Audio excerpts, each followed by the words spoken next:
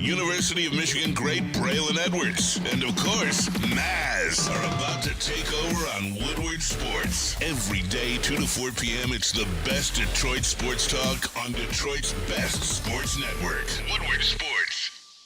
Hey, let's go. Thursday show, January 23rd, 2025. Ermanni and Edwards with Maz, Woodward Sports Network, woodwardsports.com. If you're watching on YouTube, go ahead and subscribe. Hit that like button as well. Coming up on 80,000 subscribers on this network. Also, if you're watching on X, if you're watching live, we say good afternoon to you. Braylon Edwards, how's it going, my friend? If you're watching on X, you're probably still up from last night. So to you, I say good night. Just trying to figure out my Zach situation. Hold on, wait, is that it? Is that it? You know, you got to tap it just right. Hold on. Is that? There it is. Hey, yo. There we go. Doing well. You know, it snowed a lot, but nothing really stuck, so the drive wasn't treacherous. So, and it looks like it's slowing down, so I'm having a good day. Patience and love is what I'm spreading today. There you go. Patience and love, Tom Mazaway's middle name.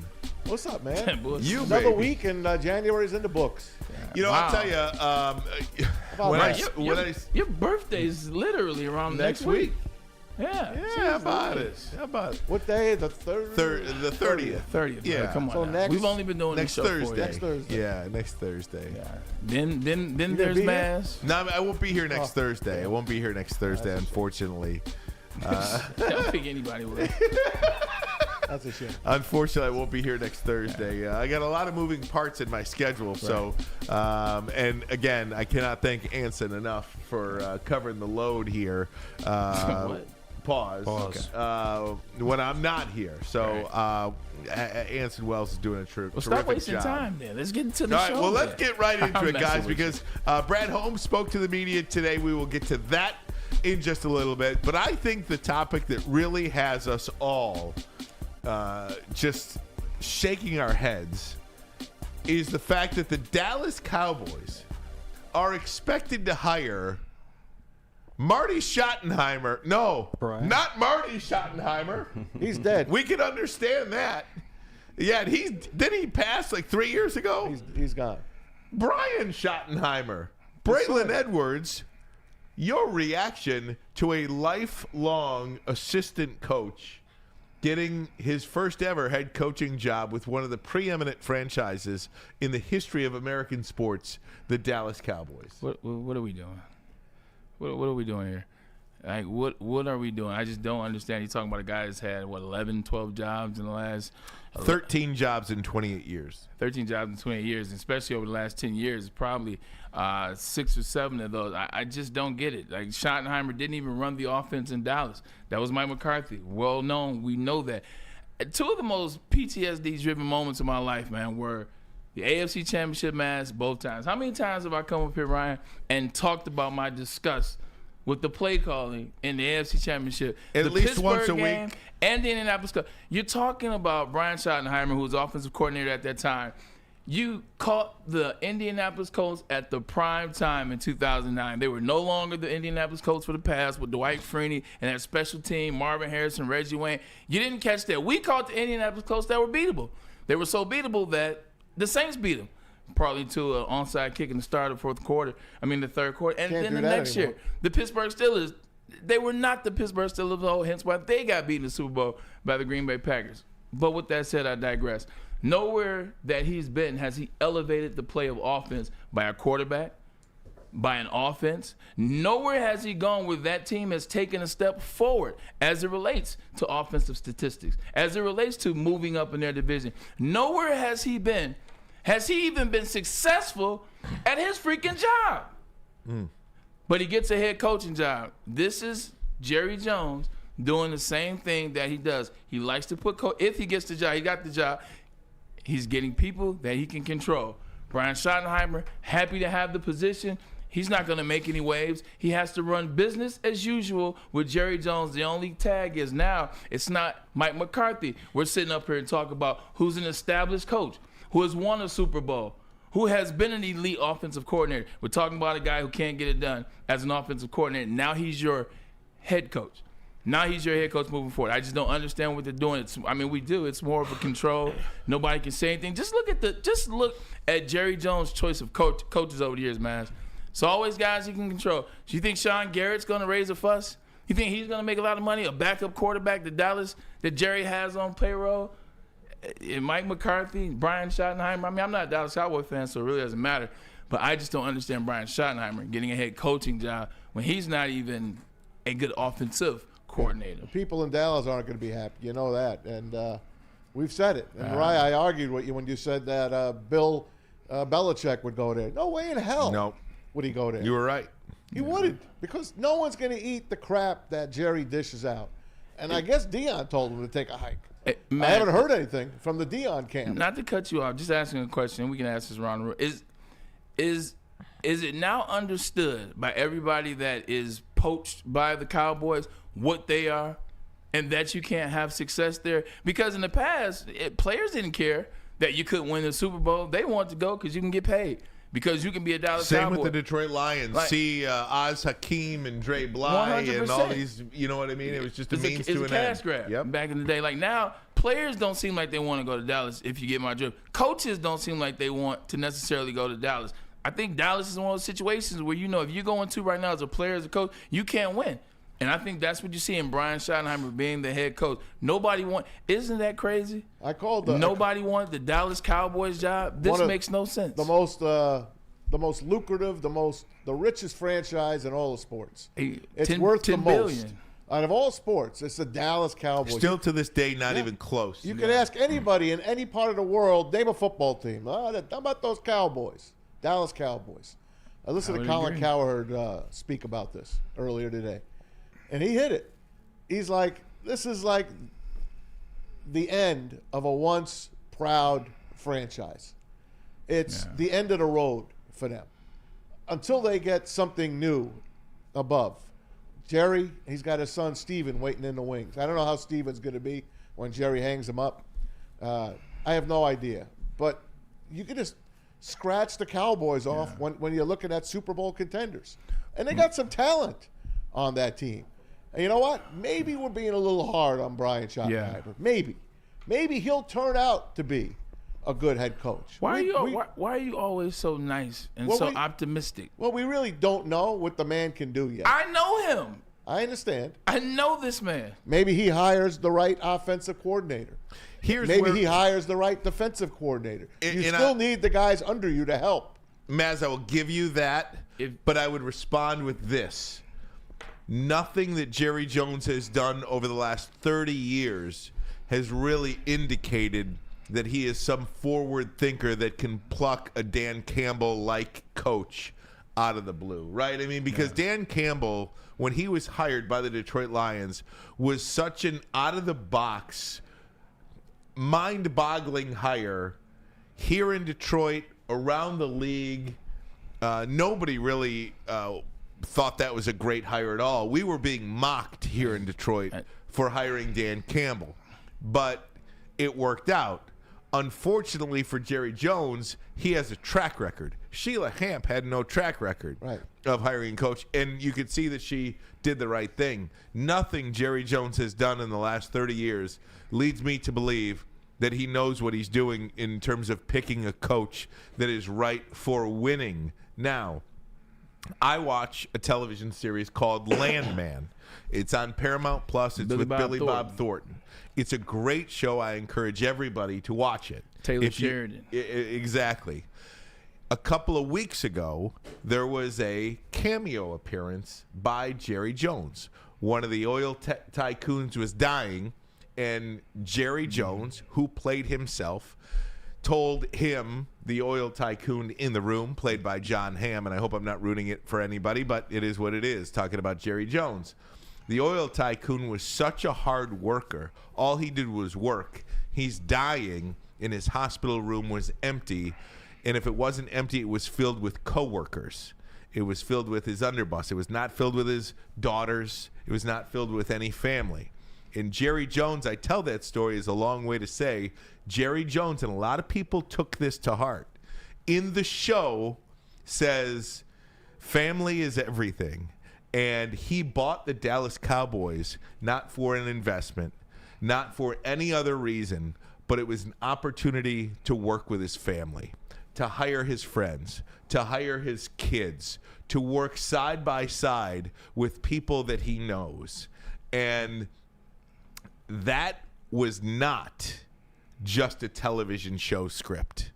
Yeah. I really believe after seeing Jerry Jones in that show, and you can find that clip, that specific clip. We can't play it on YouTube for licensing reasons, but I encourage everybody to find Jerry Jones on Landman. Just go to X, it'll pop right up. That clip was so real in every single decision that Jerry Jones has made over the last, I'd say, since he fired Jimmy Johnson and since he hired Barry Switzer. It's been 30 years since they've been to an NFC Championship. I understand that, but since he hired Barry Switzer, who was his friend, by the way, it just so happened that they had a Hall of Fame roster still from Jimmy Johnson, okay? But ever since then, he has done it his way. He doesn't care. It's a business sense that he is making money. He makes more money than any other owner in professional sports. In the sport, not outside of the sport, but in the sport, and he hires who he wants to be around, and I don't know how you stop it, but it has ruined a great American franchise. I saw that same clip because I watched the show. The show too. The finale is a bit of annoying, but anyway, scene was great, and Ryan, I could say maybe that was the intention in the beginning. You buy the team, it's for my sons, it's for my daughters, for the family. Along the way with Super Bowl, arrogance, eyes, viewership, the #1 sports franchise in America, it became about Jerry. It became about the decisions that Jerry Jones wanted to make. It became about the coaches, the players. Everything in that organization has nothing to do with his sons, nothing to do with the people that work with him. It is in the image of Jerry Jones. And that is why we have this issue with the Dallas Cowboys over the last 35 years. Look, he's clearly not taking anybody's word but his own. It stays the same. The draft picks, the way in which they run the organization, the way in which he meddles with all meddles with all the players, meddles with all the things, having the different radio shows that goes on during the week. Nobody can get on the same page, man. It's a nightmare, and it's all in the image of Jerry Jones. I guarantee you, his sons have different ideas, but they'll never get them off until Jerry, unfortunately, is you know what. Shout out Pete Spivak. He put the link to the clip that I'm speaking about in the chat. We can't show it here, obviously, because it's got licensing and rights, but the link is there if you want to. At the end of the day, it doesn't matter how Jerry Jones is. It really wasn't about Jerry Jones. I just don't understand how guys like Brian Schottenheimer get jobs. Like, I just fully don't understand how Brian Schottenheimer, he goes to Seattle. Russell Wilson regresses. He goes to Dallas. Injuries, mind you, there's regression. Like the Colts, Andrew Luck regressed. Andrew Luck was one of the best rookie quarterbacks of all time. He was on a trajectory like no other. He gets with Brian Schottenheimer, he regresses. I think you have to see a track record somewhere. Maz, if a guy can't get it himself, if a guy can't see his side of the ball, if he can't be proficient on that, then how can he hire guys to be proficient? Because he doesn't know what he's looking at clearly on offense, at least. Well, luckily, we don't have to give a damn, right? Agreed. If he wants to ruin that franchise, then go ahead and do it. Again, this is Brian Schottenheimer, and it's not Marty Schottenheimer. Marty, of course, the great Cleveland Browns and Kansas City Chiefs head coach. Don't forget about the Chargers. Oh, yes. He went 14-2 and got fired. He's won everywhere he's gone. You know who got him fired? What? Jets. Yeah. When you guys beat him in the first round of the playoffs? Yep, they were #1 seed. Yeah. You know, with the Washington Commanders making it to the NFC Championship game this year, Washington had been the team that took the longest to get back to the NFC Championship game. I didn't realize this, but 1991 was the last time against the Lions. Yeah. Was the last time the Washington Commanders were in the NFC Championship game. Yeah, now it feels right. I didn't even That's realize amazing. that. They fell off the cliff. Last year, it wasn't until the Lions made the NFC Championship game last year that I realized it had been since 1995 since the Dallas Cowboys last made it to the NFC Championship game. Yeah. They are now the team that has had the longest drought in terms of trying to get back to the NFC Championship game. And when you think of all of these teams, it is crazy. Are they going to wear a 30-year patch on their jerseys this year? 30 years since the NFC Championship. Every network reminds us all year that they haven't been back since '95, so that's not a surprise to me. Fox, ESPN, that's all they talk about is the Cowboys and what they haven't gotten back to. That's why it's crazy, because it's the biggest. You know, you turn on you turn on First Take. Yeah, that's all they talk about. Stephen A. he's talking about the Cowboys. You turn on what's the show? Skip and Shannon back in the day. Yeah. All Skip was talking about Dallas Cowboys. It's just you can't get away from that brand. This is an organization. This is a brand that cannot make any strides into the future until this current thing is torn apart, and that means Jerry Jones out of the front office. However it happens, whether it's death or whether it's removal, it's just not going to change. Like, Jerry Jones has built this thing in his image. He's very comfortable with how things work. Whether they work or not, that's for the masses. Yeah, you know, this is going to be a year. This is the Super Bowl. He could care less. Jerry Jones has made peace in his mind that they're not winning any more Super Bowls, and that he has more Super Bowls than 80% of the franchises. I think that's the piece he's made. You cannot win with selfish players in the locker room. You can't win when you got guys on podcasts talking about other guys. You can't win when your quarterback, he doesn't even have any friends. They had to go get Ezekiel Elliott just so he had somebody to talk to. You can't win with that. You cannot win when you undermine your head coach time and time and time again. And this coach is not changing. It's just like the Lions. The Lions would never have had success if Sheila Hamp didn't take over, start a whole new infrastructure, interview CEOs about how does your corporation work, take it beyond the realm of football, and then bring that back, then hire her guy, and then hire another guy. Until that happens for the Cowboys are going to be a waste of space. And the Lions did it ass backwards. They hired the coach prior to the GM, but it worked. Yeah. We all thought that was a bad move, too. We thought let's be honest. At 3-13-1, everybody totally was like, Lions. it's over. That was totally Lions-like, right? Yeah. But it worked. We lucked out. You know, whether it's Jerry Jones or Shad Khan in Jacksonville, I think it really truly highlights that the number in your bank account does not determine intelligence or the ability to do your job well. How much money you make is not an indication at all, in my opinion. Maybe not at all. Maybe at all is too strong. But it's not a great indicator of intelligence or success at any particular level. And I look at this owner in Jacksonville, Shad Khan, who fires the coach. Hadn't gotten a coach right at all from Urban Meyer on, and now Doug Peterson fires the coach, keeps the general manager that nobody wants to work with. So nobody wants to work with Trent Baalke, and that was further proven. That's not my opinion. Yeah, that's a proven fact. The top two offensive minds in this year's hiring cycle passed on an opportunity in the weakest division, I think that's fair to say, to take a Jacksonville job in the state of Florida with no state income tax, with a lot of cap space, and Trevor Lawrence is your quarterback. And some nice weather. Great weather. And you pass on that because the owner is incompetent. At the end of the day, NFL anyway. Billionaires are meddlesome.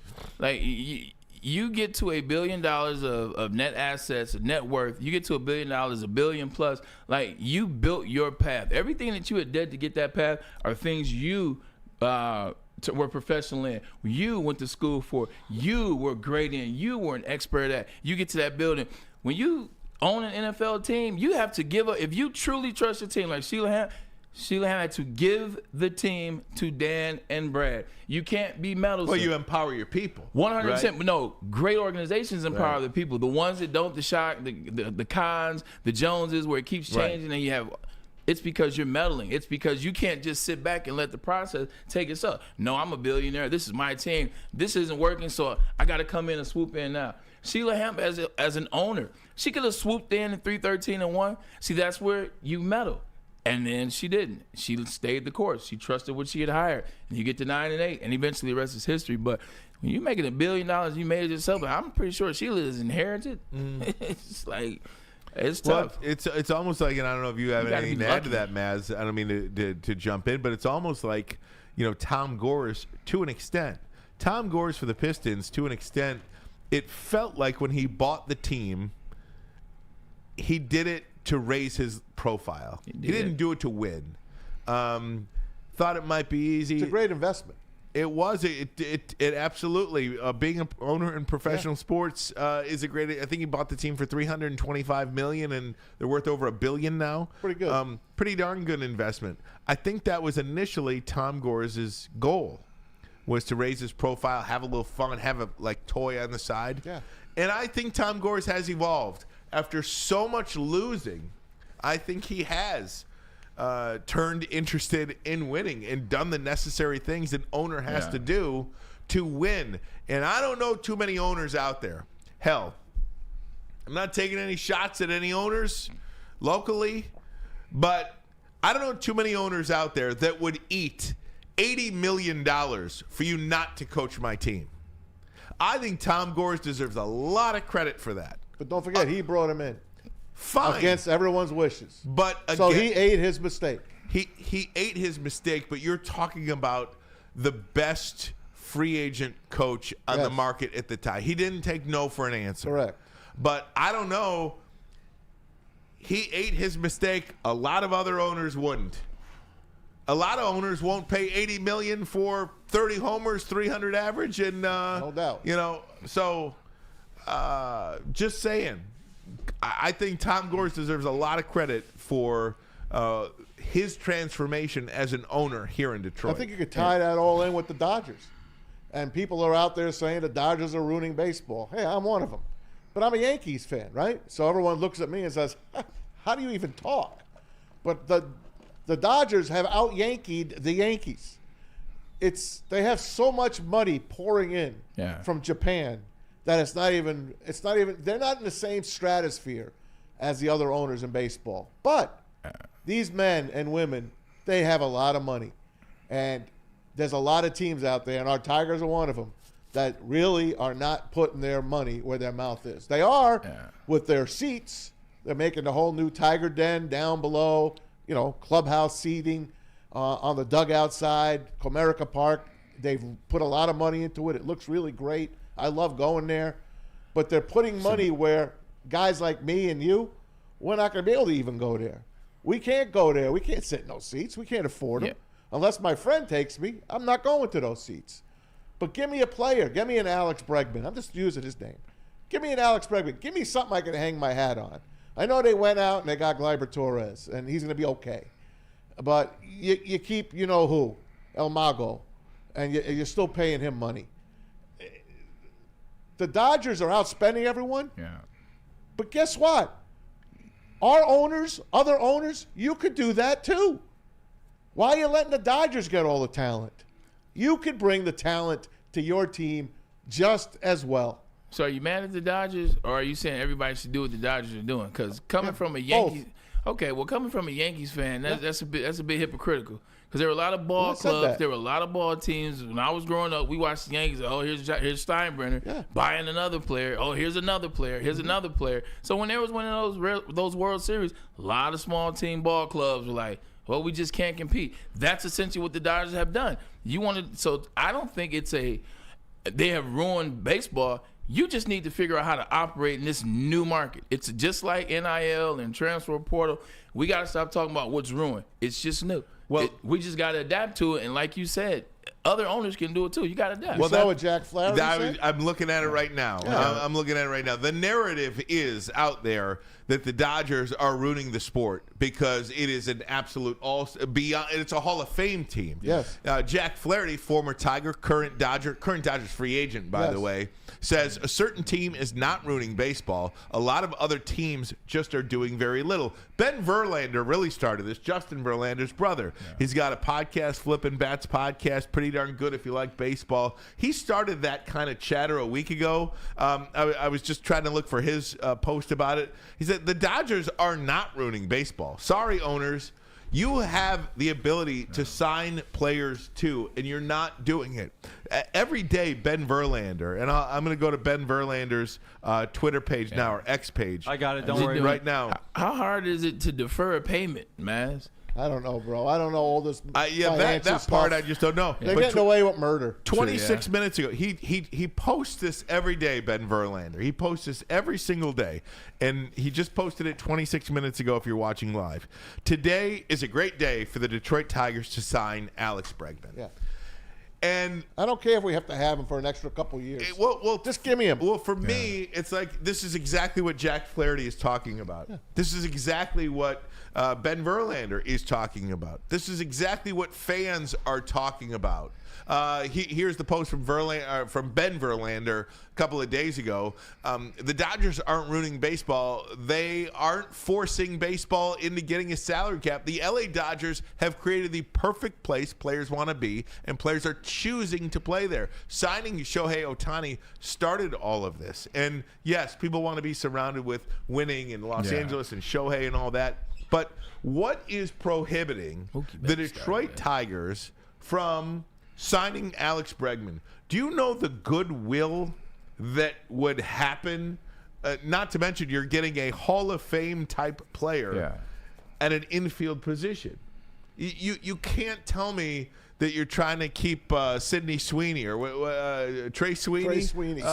Sidney, I'd give him a break. I absolutely give you a break at that point. Sweeney. But, you know, come on. I love Trey Sweeney, what he did. But put him somewhere else. Sign Alex Bregman. You know, I mean, you want to keep Javi Baez? I mean, you got one owner in town cut $80 million loose from the coach. You want Javi Baez here? Come on, man. Like, just help me help you. That's all we're trying to say. Help me help you.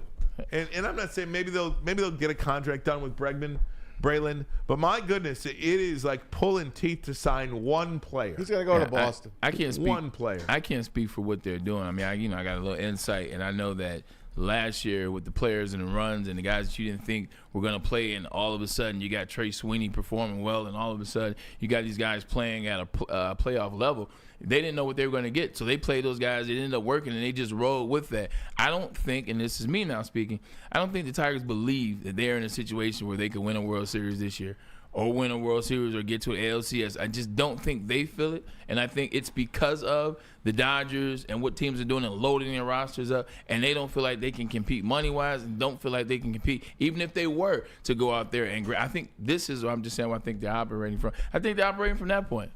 Like, I really do. I think they're operating from that point. They're going to see what happens this year, figure it out. I think all the focus is really on the Red Wings. It's just another one of my theories, but I just don't think that the Tigers believe that they can spend money and beat any of those. So it's like, why do it? Well, last year they basically threw up the white flag at the trade deadline. And they traded their players away, and then the team started to catch fire.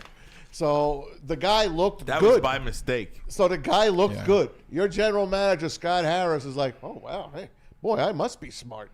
Look at these guys. It just clicked. Yeah. And they got hot. But guess what? You have the best pitcher in baseball, and he's waiting on a contract. You gave him $10 million this year, $11 million as a pacifier to shut him up so he wouldn't go to arbitration. Instead of doing that, just sign the freaking guy. Nope. Supposedly they gave him a contract offer months ago that Scott Boras laughed at. So already you're starting off with a strike against you. So God forbid if they go and lose this kid on top of everything else, I'll be inconsolable. Why no? Inconsolable. I'm just saying it's not going to happen. Oh, I'm being gotcha, sarcastic. I was like, oh, well, you know something. I'm being sarcastic. Okay, like, no. Okay, I got you. Not gonna sign Tarek Skubal. You're gonna let him walk. Why don't you go ahead and let Skubal walk? Let Scoobs walk. Let Bregman go to the Sox. It's a killer, man. You know? It's a killer. You know. Give me something that I could be excited for. Right. Nope. Like, I'm already looking at hotels for spring training because I like going to spring training. It's great. Right. Isn't their first game the opener against the Dodgers? Yeah, they open on the road. Dodgers get their rings. Yeah. And the Tigers will be there to open great. up that series. Then they come home, and I think they open against the White Sox. Remember if I'm not mistaken. that happened to the Lions. My second favorite team. And that happened to That's the right. Lions 2 years in the opener, and Good that's point. kind of what set it in motion. There you go. Lions beat the Chiefs on ring ceremony night. There you go. Just throwing it out. Look at that. I like that, right? We like it. I We like like it. We it. like it. All right, guys. Ben Verlander, not Ben Verlander. Brad Holmes spoke with the media today, had his end-of-year press conference. Everything he said, we'll do that coming up next. But first, a message from Les Stanford Chevrolet Cadillac Buick GMC. New year, new you, new car. How about it? Les Stanford Buick GMC here for you. Get a 2025 Hummer EV SUV, 24 months, 10,000 miles a year, only $699 a month, $1999 down payment. Or a 2025 GMC Sierra 1500 Crew Cab, 24 months, 10,000 miles a year for only $359 per month. Sign and drive, no down payment required there. GM discount required for both. Get to Les Stanford today. Get to Les Stanford today. Check out that massive inventory. Les Stanford Buick GMC. LesStanford.com. LesStanford.com. Together, let's drive. Hey, and football's big game right around the corner, guys. Make sure you're ready to get the most out of your favorite sports with the best sports book made in Michigan for Michigan from Soaring Eagle Casino and Resort. Fund your account with cash. No need to link to a credit card or a bank account. Get a 100% deposit match up to $1,000 and 50 free spins. Visit playeagle.com. Download the Eagle Casino and Sports app today. Look for Eagle Casino and Sports for Android and Apple users. Big injuries, big news. Twice a week, Dr. Jeff Pierce from Michigan Sports and Spine joins Woodward Sports Network for the Injury Insider Report. Big D Energy Tuesdays at noon, and Ermanni and Edwards with Maz Thursdays at 3:30. Get expert analysis and in-depth breakdowns on the latest sports injuries from the man trusted by top athletes in the community, like D-Mac. Whether it's the Lions, Pistons, Tigers, or Red Wings, Dr. Pierce talks us through it all. Don't miss the Injury Insider Report with Dr. Jeff Pierce, your go-to source for understanding the impact of injuries on the games and players we love. Only on Woodward Sports Network. Scan the QR code on the screen or go to MichiganSportsandSpine.com to see if Dr. Jeff Pierce can help you. Stop searching for a vehicle and start finding one. Les Stanford Chevrolet Cadillac makes it easy. We harness the power of multiple dealerships and own the biggest selection of GM brands in the area to get you the car you need. With the Les Stanford Group, you'll have access to 4 different dealerships, providing you with more makes, more models, and more choices. We're connected to more than 1,000 vehicles. And with so many high-quality CPO vehicles available, you'll find new car quality at pre-owned prices. You can start and end your search at LesStanford.com today.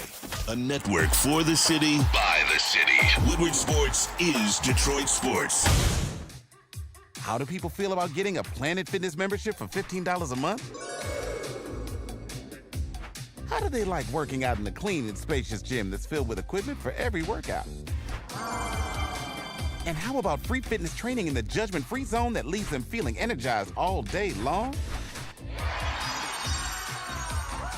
Join Planet Fitness today with the free PF app, online or in club, and start getting that big fitness energy for $15 a month.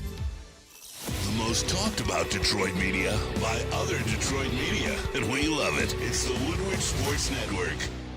Walk into any Lady Jane's Haircuts for Men today. Open 7 days a week. Sit back, relax, and enjoy precision haircut, scalp massage, hot leather neck shave, and hot towel treatment from one of our talented stylists. Step up your game this season and take advantage of our $20 haircut special. Scan the QR code and get your coupon today. Lady Jane's Haircuts for Men, the ultimate haircut experience. Open 7 days a week. Walk-ins always welcome. Lady Jane's Haircuts for Men. It's wicked awesome. Thank you to all the fans for making Woodward Sports your #1 online destination for Detroit sports. We promise not to drop the ball. 1800 Tequila, the official tequila of Woodward Sports Lions watch parties and post-game shows. The proud sponsor of your Detroit Lions. 1800 Tequila, the best tasting tequila, and drink responsibly. And Woodward Sports, we are absolutely happy to welcome the Winter Blast, presented by Soaring Eagle Casino and Resort, starting Friday, January 31st. It goes through February 2nd in downtown Royal Oak. Come see us. We're going to be down there. Ermanni and Edwards with Maz will be down there broadcasting live from 2 to 4 on Friday, January 31st. Don't miss the cool events, including free ice skating, spectacular ice sculptures, live music, heated tents, marshmallow roasting, food trucks galore, and thrills from, don't laugh, guys, a 300-foot zip line. I don't even want to see it. I don't even want to see it. How high was that one you did? It's the same. It's a Winter Blast. It's the same thing. I'm going to go down. And the best of all, admission is free. For more information, we invite you to check out winterblast.com, winterblast.com. Oh, yeah. I'll hit that zip line for sure. Did they invite me too? Yeah, you're there. You know, black folks don't really do the outside stuff in the winter. No, man. Heated tent? Yeah, the heated tent. I want to do the zip line, though. I want you to do the zip line. Zip line. No, I want you to do it. We ended our show with that for like 5 months. Oh, you my were gosh. pissed. I want to see you do it, Bray. Oh, that's easy peasy. I'll do that. And I want to acknowledge Intern Maria today as well. Intern Maria, it's her last day. Intern Maria, we hope you've learned a lot and had some fun. I have. It's been really fun. And I'm sad it has to end. Well, it's just a pause. How about that? That's you the best come way to back put it. anytime. That is absolutely right. So good stuff there. Brad Holmes had his end-of-year press conference today, and you're going to hear a lot of it coming up. But just an overgeneralization for me. And look, you know, I wear my emotion on my sleeve, my heart on my sleeve with this football team, and I will be back. But it was just so uninspiring to me. I feel like Brad Holmes is like us right now. Yeah. I think he is still devastated. I know he is. I was thinking about the show coming in and all of I feel cheated. Bro, I was just going to say, we were cheated. I feel All of us cheated. were I feel cheated. robbed. We had another month of football in us. Yeah. You know, I feel completely robbed of the experience of an NFC Championship game at Ford Field. I feel like the city of Detroit is robbed of what that experience is like.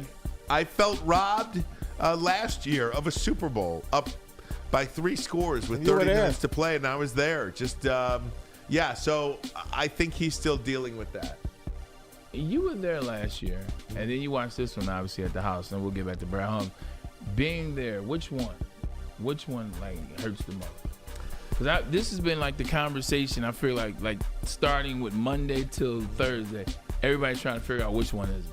I think it's this one. There's no question about it. I do. I think we didn't know what we didn't know last year. Yeah. I really believe that. I think this year hurts way, way more.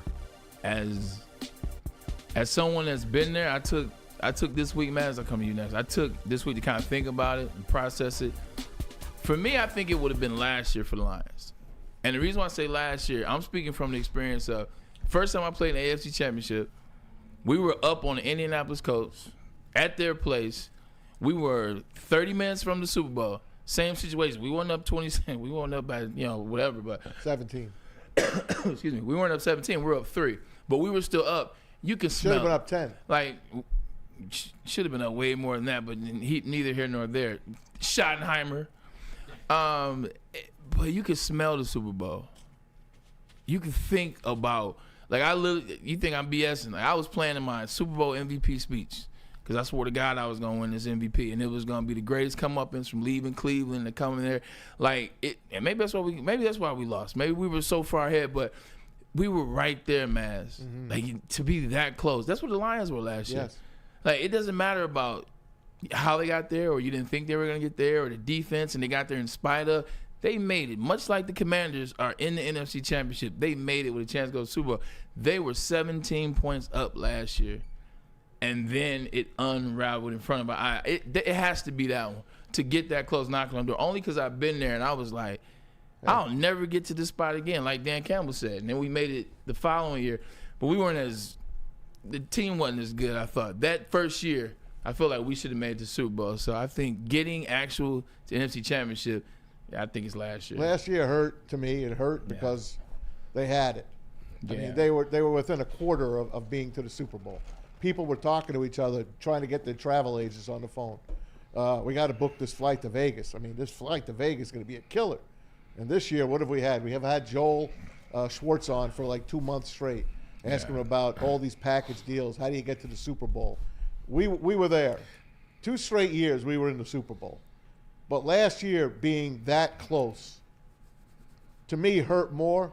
This year, I really believe we left it all on the field against San Francisco and Minnesota.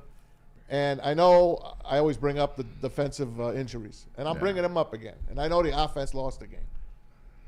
But if you had those guys on defense, maybe Daniels ain't running all over you. Maybe McLaurin ain't breaking a 60-yard screen pass for a touchdown. Maybe things were different. I just believe they just ran out of gas this year. And look, my daughter has been working 2 years for the Lions on their hype squad. She's like fully invested. And she was in the basement all day on Sunday crying. And Bailey got to school on Monday. Still shook up because now she has to be a grown-up, get a real job, and she might not work for the Lions going forward. And a lot of people, Ryan was told his wife, I got to go back to bed on Sunday. Me, I was slumped on the couch, barely watching 2 great games.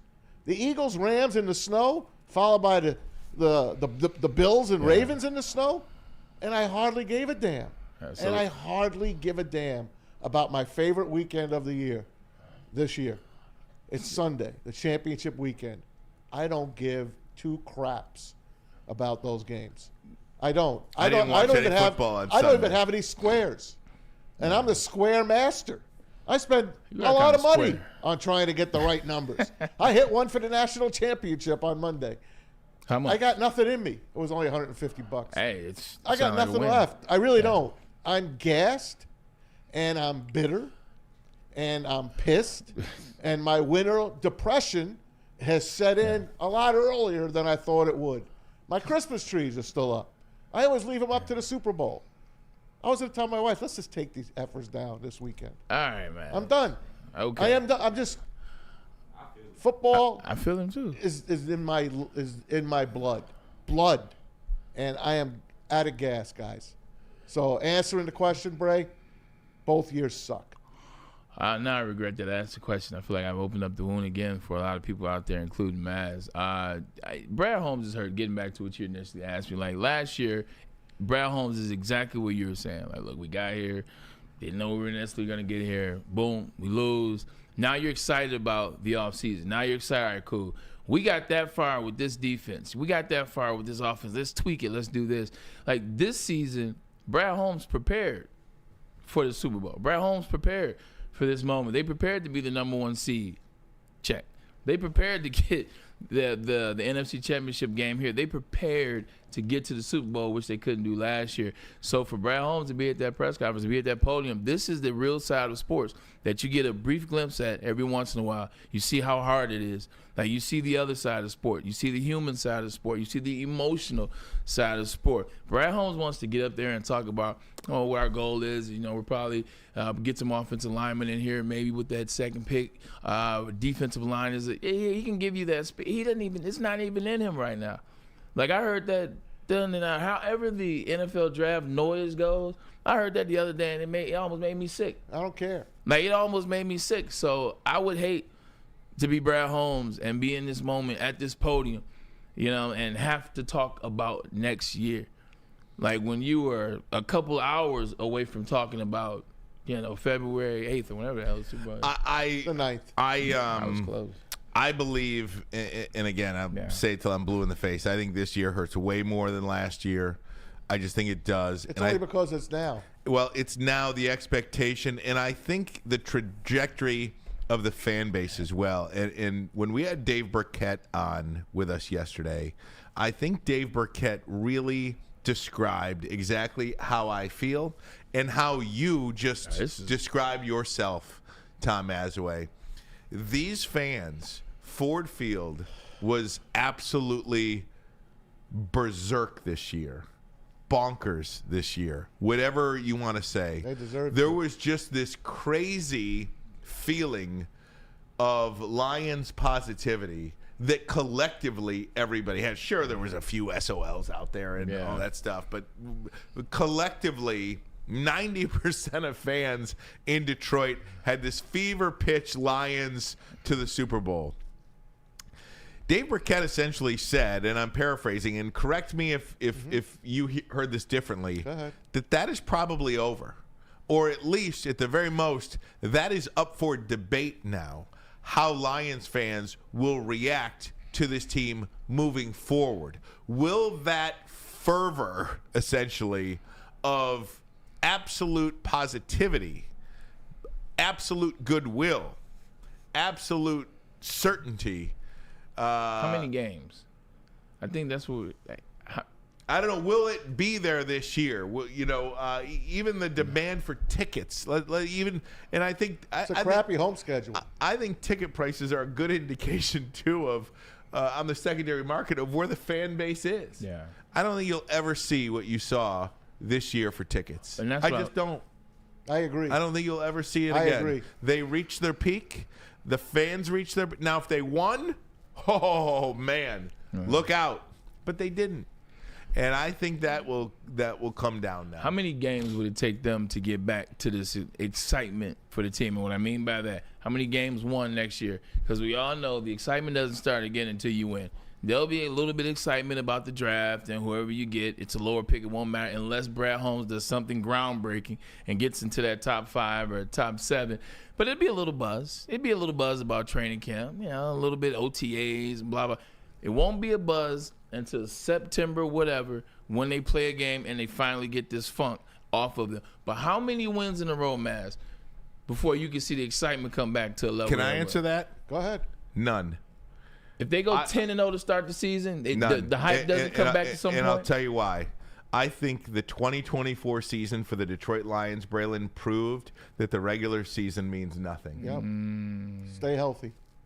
The regular season means nothing. They could go 10-7 next year. Yeah. They could win 3 road games like Washington, I think, may do, and get to the Super Bowl, and it's all the same. It's all the same. I think the goal has to be different. 15-2, 17-0, 16-1, 10-7, 9-8 division winner. Division. It doesn't matter. You want to win your division, yes. But it don't matter. It doesn't really matter, does it? Because I'll tell you this much: the Rams could have hosted this weekend. I almost with wish 10 wins. Oh, shoot, I almost wish the Lions lost to the Vikings. Now, to be honest with you. Like if you go back, Lions, Eagles, I wish the Lions lost to the Vikings, and then come play the Eagles, and then come back here. Go on the road and play Tampa. Oh, Tampa. Go. They probably would have been better off, in hindsight. That's what I'm saying. Yes. So to answer your question, Braylon, how many games before you go crazy about this football team again? Super Bowl. None. Until you get to the playoffs and win a game and then win the next one. We will be excited when the schedule comes out. Absolutely. And we're going to go over it, and we're going to say win. Hey, no. I'll tell you right now. I'll tell you right now, without looking at it, my absolute ceiling for this football team next year is 11-6. That's it. That's my ceiling. They play Chiefs, Ravens, and Bills next year. Yeah, AFC West. So we'll see. But let me get to Brad Holmes as I teased, and here we'll pay it off now. Brad Holmes, first thing he says, talking about picking themselves up off the mat. It happened, and you can't sulk it back. You can't mope a reversal of the unfortunate outcome. So there's literally nothing else to do but pick yourself up and get back to work. There is nothing else to do. So that's what we're going to do. That's what we will do. And the process already started.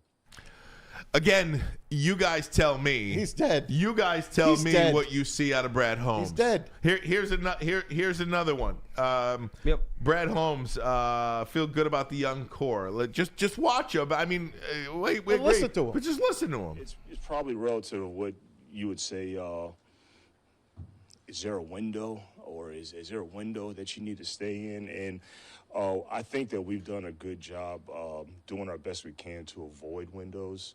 And I understand that contracts come up and, you know, stuff happens. But we feel so good about our young core and young nucleus of players. And, you know, we feel really good about our quarterback and how he's playing. And, you know, him having let's call it an MVP caliber season this year. So I just think that all the pieces are in place, that I don't really feel walls closing in or a window. And again, we kind of make an effort to avoid those kind of things. Now let's be clear about this too. Yeah. Brad Holmes is not the biggest rah-rah guy in the world, but wherever he was before, he is 10 notches below that right now in that press conference that I heard today. He is every bit as devastated as we are, to me. Yeah, he is, because the trajectory, as you alluded to, changes. You know, the swan song that they were potentially going to sing didn't happen. Like, everything seemed perfect. 15-2, number 1 seed, you beat the Commanders. Yeah, we got the Commanders, is what they're thinking. You get the Commanders, you beat the Commanders. Yeah, the defense is bad, but that offense and Jared Goff and Jahmyr Gibbs will get us through. Then you beat the Eagles and you get to the NFC Championship, to the Super Bowl. That didn't happen. All that bravado and all that energy and all that looking ahead, it didn't happen. So now, this is Brad Holmes. This is coming back down to earth. Now you realize that the last year of Ben Johnson and Aaron Glenn under Dan Campbell, you couldn't get it done. And now you look at it, who's going to be the offensive coordinator now? Who's going to be the defensive coordinator now? What other coaches are going to make decisions to leave? Because that window hasn't happened yet. So if you're Brad Holmes at this podium, yeah, there's a lot on his mind. And a lot of it isn't even a loss. Realistically, it's the future moving forward. And what does that look like? What does this team look like moving forward without these coordinators, without these coaches, after a loss like this? Can Dan Campbell be the Dan Campbell that we've seen in the past? Guarantee you. These are all the things that are on his mind, and they're fair thoughts. It's nothing negative. It's okay to assess in the moment what's happened, what's changed, and what's transpired. So it's a heavy thought. This is a heavy day for, the front office for the Detroit Lions. We can easily say this, and this will probably be a fact. No. They'll never have as good a regular season in the rest of this team's history. Well, considering only 9 teams in the history of football have won 15 games, and I know the extra 17th game is a big reason why 2 teams did it this year, but nonetheless. And like I said, when the 18th team 18th game is added, and it will be in the next 3 years, you'll have 2 byes again. They'll figure something out, maybe add another playoff team in, so there's 2 byes, and then the rest of the teams can fight it out to see who goes where.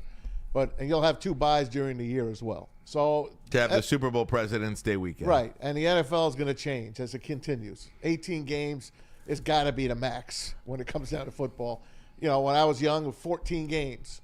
What was it? The Dolphins went 14-0, won 3 games in the playoffs. And they didn't even host a playoff game when they went 14-0. I did not know that. It's because the NFL did it every other year. Or every division held the home field. They played the Pittsburgh Steelers the first week in Pittsburgh. In the future, you're going to see much, much, much shorter careers. You're going to see, like, the record books, there's things that in record books will stay forever. You'll see shorter careers now. Just think about if you're an individual that got drafted by, let's say you're an individual that went to Ohio State this year, and let's say next year you get drafted by, the Chiefs. And the Chiefs make it to the Super Bowl yet again. You know how many games you've played in the span of a year? Yeah. There's now 16 games in college, on top of 17 games in the NFL, 33. And then on top of 3 more playoff games, it's 36 games in a calendar year. And now continue to multiply that, all that wear and tear, not to mention these athletes and how their exercise and how they work out, and they're dialed into it, and the keto diets and the vegan and all this, the BS things that they're doing. You're going to see more and more. You're also earning a lot more, though, too, because the salary cap will go up. You're earning in college as well. So that's a lot of wear and tear is what I'm saying. It is absolutely a lot of wear and tear, but I guarantee the minute I have enough money to retire, that's what a lot of them do. Right? I mean, if I was a professional athlete, man, I'd be like, dang, I'm good. Peace. You know what I mean? That's how you get a better brand if you're, the age range is 20 to 31. Everybody's in prime peak, and they just keep cycling off. But that's what's about to happen. 16 games in college, and then turning back in the NFL, another 17.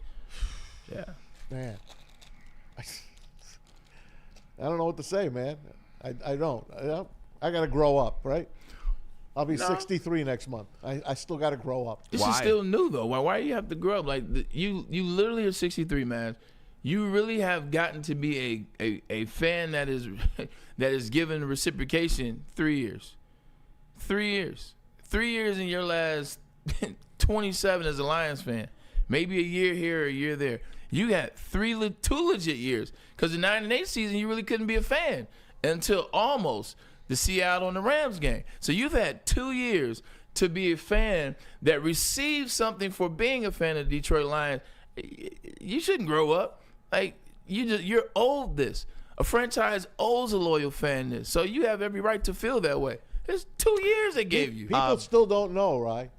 They don't know that this team has never made a Super Bowl. People forget that.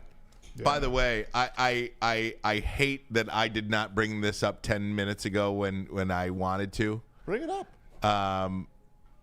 I was going to share with you that it is my belief that the Detroit Lions should hire Larry Foote as the defensive coordinator. Dave Burkett says that Larry Foote is interviewing for the Lions defensive coordinator job. Bring him home. That would be a tremendous, tremendous way to go. Oh, he's the co-defensive coordinator. He's got a great reputation around the league. He's a player's guy. He's a former player. He's won Super Bowls. He's the assistant defensive coordinator. He won Super Bowls with the Steelers. Won Super Bowls with the Tampa. Yeah. So he's a championship pedigree type guy. I was gonna say it before all this news came out, and I didn't, and I wish I did. You. But either way.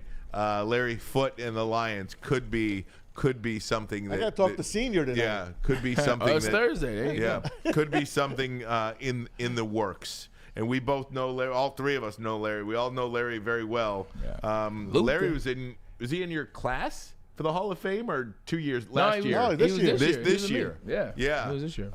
Which is the last time I shared text with Larry. How about that? It was a couple of months ago, but that would be nice, man. Really nice. It'd be tremendous. And again, it'd be a huge boost too. Like, it'd be a good boost with losing AG and a lot of somber spirit. You bring back a guy from the city, went to U of M. You look at the pedigree, like you said, Ryan, the championships. Like, I think that all right. Well, maybe I think that would be a good boost for the fan base.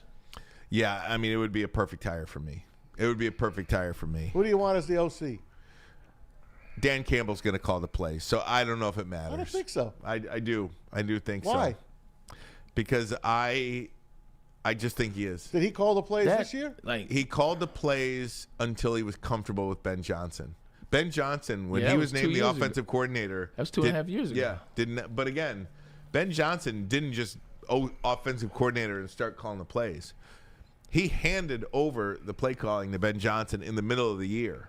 Once it became clear that he was comfortable with them. So I don't know. That offense that Ben Johnson and Jared Goff have created looks completely different than what Jared was running when he was with Dan Campbell. Like, Dan Campbell was running basic offense at best. Like the motioning, it's just much different. I can't see Dan Campbell getting behind that and beating the guy. Like, Ben Johnson created a lot of nuance into that offense. And if we go back to Dan just being the guy what that was, I want another scientist. Wins. Exactly. I want another mad scientist. Who do you want? Well, save that thought. We'll come back. More from Brad Holmes coming up next. But first, a message from us here at WSN.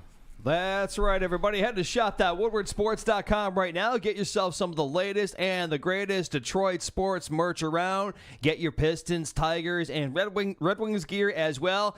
Obviously, our hearts are broken by the Lions, but we still have some good Lions gear over there at shop.woodwardsports.com. We also have some pretty good coffee, and you can get yourself some pretty good coffee if you head to Sabbath Coffee Roasters. Head to sabbathcoffeeroasters.com right now. Choose your favorite roast. Use the code word Woodward, and you'll get 25% off your first subscription order. Awake and unwind. Support local and enjoy game day right with Sabbath Coffee Roasters. We'll be right back. Big injuries? Big news. Twice a week, Dr. Jeff Pierce from Michigan Sports and Spine joins Woodward Sports Network for the Injury Insider Report. Big D Energy Tuesdays at noon, and Ermanni and Edwards with Maz Thursdays at 3:30. Get expert analysis and in-depth breakdowns on the latest sports injuries from the man trusted by top athletes in the community, like D-Mac.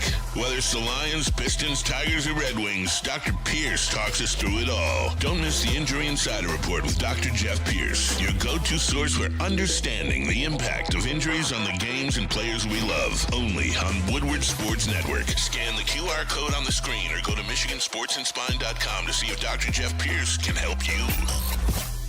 Stop searching for a vehicle and start finding one. Les Stanford Chevrolet Cadillac makes it easy. We harness the power of multiple dealerships and own the biggest selection of GM brands in the area to get you the car you need. With the Les Stanford Group, you'll have access to 4 different dealerships, providing you with more makes, more models, and more choices. We're connected to more than 1,000 vehicles. And with so many high-quality CPO vehicles available, you'll find new car quality at pre-owned prices. You can start and end your search at lesstanford.com today. A network for the city, by the city. Woodward Sports is Detroit Sports. How do people feel about getting a Planet Fitness membership for $15 a month? How do they like working out in a clean and spacious gym that's filled with equipment for every workout? And how about free fitness training in the judgment-free zone that leaves them feeling energized all day long? Join Planet Fitness today with the free PF app, online or in club, and start getting that big fitness energy for $15 a month. The most talked about Detroit media by other Detroit media, and we love it. It's the Woodward Sports Network. Walk into any Lady Jane's Haircuts for Men today. Open 7 days a week. Sit back, relax, and enjoy precision haircut, scalp massage, hot leather neck shave, and hot towel treatment from one of our talented stylists. Step up your game this season and take advantage of our $20 haircut special. Scan the QR code and get your coupon today. Lady Jane's Haircuts for Men, the ultimate haircut experience. Open 7 days a week. Walk-ins always welcome. Lady Jane's Haircuts for Men, it's wicked awesome. A ton of fun, a ton of sports, and a ton of man meat. Welcome to the Woodward Heavyweights, live daily 5 to 7 p.m. on Woodward Sports. And shout out to New Holland Brewing Company, one of our great sponsors here at Woodward Sports. And they're here to tell you about the IPA that everybody's in love with, man. It's the Tangerine Space Machine, the easy drinking IPA with out-of-this-world flavor. And we do mean that because it's the official beer of outer space, man. But smooth and juicy with a refreshing crushability, and it's brewed right here in the great state of Michigan. What else you want, man? It's the Tangerine Space Machine. Hey, dreaming of a new home and feeling a financial pinch? Mark White and Associates, your trusted real estate experts, are here to help. Mark White and his team will pay up to $5,000 of your closing costs. It's $5,000 right off the top. Call Mark White and his team today, 248-290-8242. Check them out online as well, markwhitesells.com. Again, that number, 248-290-8242, to make your dreams come true. Couple of Lions news and notes if you're just checking in with us. The Detroit Lions, according to Dave Burkett of the Detroit Free Press, had Dave Burkett on yesterday. We invite you to go back to YouTube and check out that clip and some of our other stories that we've been, we think we've got some great guests here on the network as well. But Dave Burkett reporting that the Detroit Lions interviewing Larry Foote for their vacant defensive coordinator job. Currently the linebackers coach and co-defensive coordinator for the Tampa Bay Bucks. Won a Super Bowl with the Bucks, won a Super Bowl with the Pittsburgh Steelers as well. The Detroit Lions also have hired Tampa Bay Buccaneers defensive line coach, Casey Rogers. Ooh. He is their new defensive line coach. He has been with Todd Bowles for a number of years, but Rogers now. You wonder what's going on there. Takes over for Terrell Williams. Takes over for Terrell, but you wonder what's going on in Tampa as well.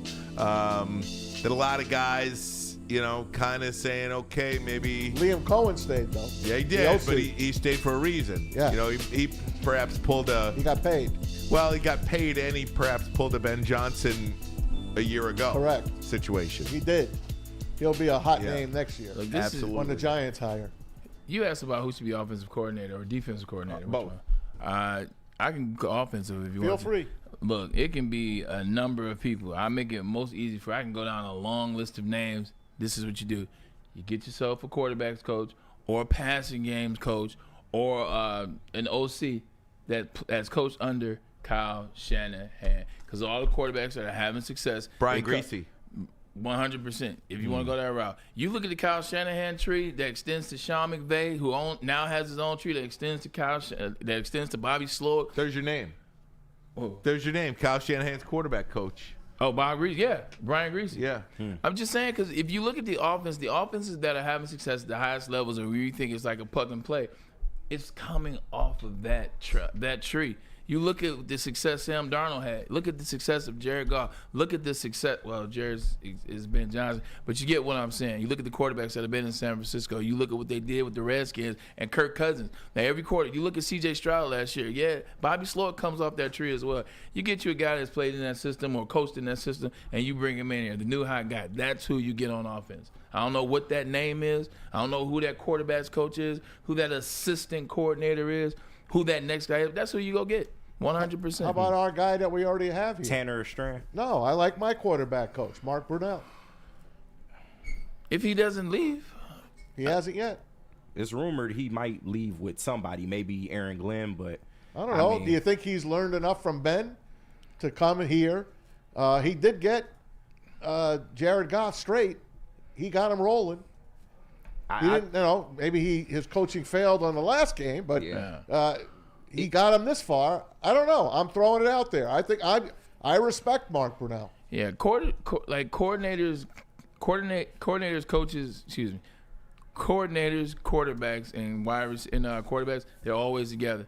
They're always together. So it's never just the quarterback's coach and the quarterback. It's always like Ben Johnson and Jared Goff. They didn't leave each other's hip. They didn't leave each other's side. So it's more Ben Johnson than Mark Brunell. But Mark knows it now. Yeah. So if Mark doesn't go anywhere, he'd be a perfect one to fall in line. I just want somebody that either, if it's not Mark Brunell, they come off that system. They already have success, KG. But that's why if it's in-house, I feel like Tanner Strand would be the best option because, one, he's a passing game coordinator. Right. Two, he's been attached to Ben Johnson's hip the whole time that he was the OC. Yeah. So while, he kind of knows how Ben Johnson ran things, he would add his own nuances and hopefully, have the same success that Ben Johnson did. But I'm not opposed to going outside, but if you stick in-house, I feel like he would be the choice. Don't you think those guys would have probably been already given the job maybe had they were going to get him? Doesn't it seem like he's going out? No, I don't. Or do you think he's having just a major interview session? This is what I think. He has not had to do this in 4 years. Yeah. This is what I think. And I'm glad. He said he was going to take his time. I'm glad he's not just like, oh, you're the guy. Oh, you're the guy. Interview as many guys as you can. Take your time, and when this is a very important. This is a executive role with a company. You know what I mean? This is an executive level role, and I think you owe it to yourself. You owe it to the fans. You owe it to the organization. You owe it to the players to turn over every stone to make sure you do your due diligence and hire the right person for the job. And that right person might be currently on your coaching staff, or that right person might be outside your coaching staff. I think, Braylon, you make a great point. You want to go to Kyle Shanahan's tree? Hire Brian Griese. Give Brian Griese an interview for an OC job. Give Larry Foote an interview. And you know what? Then pick the best person. It's pretty simple. This is a meritocracy here. You know what I mean? You don't have to hire within. You don't have to hire somebody outside the building. Hire the best person that you could possibly hire for the job. Here's Brad Holmes talking about what he will look for in coordinators. Oh, well, I think he's going to have to be adaptable. He's going to have to be smart. He's going to have to be able to adjust, make sure that he's putting the players in the best position to succeed. And so those are some of the characteristics I think is a good culture fit for a coach here. I think that our identity kind of shows. So most coaches that choose to take a position here, same as a player, I think that they know what they're about to walk into in terms of how we play and what our standards are. They don't know who the hell they're going to hire. That's what you came out of it with. That's what I came out of there with. They don't know who the hell they're going to hire. They don't know if it's somebody in-house. They don't know. Like, that just did not sound like like you said, it's been 4 years, but that didn't sound like I have an idea. I put something together. This is exactly what we're looking for. Like, this is come as Ben Johnson has left, and we really, really, really are not ready.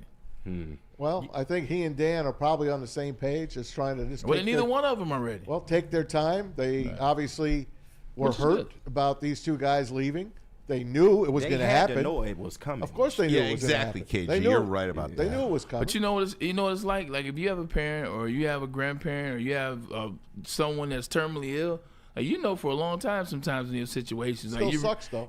And that's what I was about to say. You know it's coming, but when that day happens, it doesn't change the hurt. It doesn't change the effect. And I hate to use death for anybody that had this situation, but it's similar. Like, you know it's coming, but when it happens, like, damn. I would have to assume, Maz, that coaches, much like general managers do in most sports, if something happens with your coach, you pull out a 3x5 note card and you got about 5 names on that list that you're going to call. Yeah. I would have to believe that coaches have that same note card, right? I totally know that. You know? Yes.